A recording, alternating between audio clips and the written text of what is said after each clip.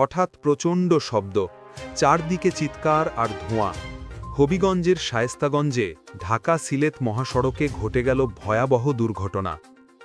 দুটি যাত্রীবাহী বাসের মুখোমুখি সংঘর্ষে ঘটনাস্থলেই মৃত্যু হল ৩ জনের, আহত হয়েছেন অন্তত ২০ জন।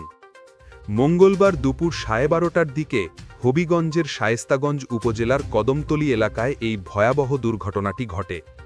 সিলেটগামী এনা পরিবহনের একটি বাস যখন কদমতলী এলাকায় পৌঁছায়, ঠিক তখনই বিপরীত দিক থেকে আসা ঢাকাগামী রয়্যাল পরিবহনের বাসটির সঙ্গে মুখোমুখি সংঘর্ষ হয়।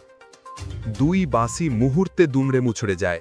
চারদিকে রক্তাক্ত যাত্রীদের আহাজারি, ছিন্নবিচ্ছিন্ন সিট আর উদ্ধার কাজে ছুটে আসে স্থানীয়রা। দুর্ঘটনাস্থলেই মৃত্যু হয় ২ জন যাত্রীর, পরে হাসপাতালে নেওয়ার পর আরও একজনের মৃত্যু হয়। নিহতদের মধ্যে পরিচয় পাওয়া গেছে ২ জনের, একজন রাজু মিয়া ৩৫, হবিগঞ্জের নবীগঞ্জের বড়চড় গ্রামের বাসিন্দা এবং এনা পরিবহনের স্টাফ। অন্যজন মোহাম্মদ হামিদ ৬০, মৌলভীবাজারের শ্রীমঙ্গল থানার শাহীবাগ এলাকার বাসিন্দা। আহতদের মধ্যে অন্তত ২০ জন যাত্রীকে স্থানীয় হাসপাতাল ও সিলেট ওসমানী মেডিকেলে পাঠানো হয়েছে। এর মধ্যে ৩ জনের অবস্থা আশঙ্কাজনক বলে জানা গেছে।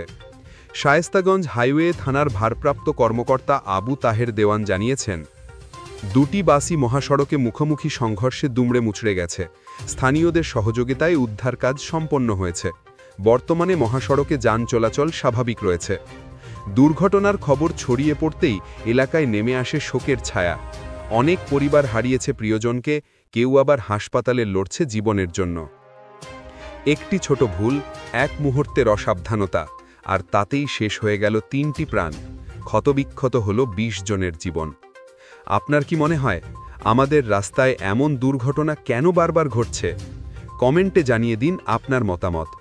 আর প্রতিদিনের সত্য খবর ও আপডেট জানতে লাইক দিন, শেয়ার করুন এবং সাবস্ক্রাইব করুন আপডেট নাও বিডি, যেখানে প্রতিটি খবর বলছে বাস্তবতার গল্প।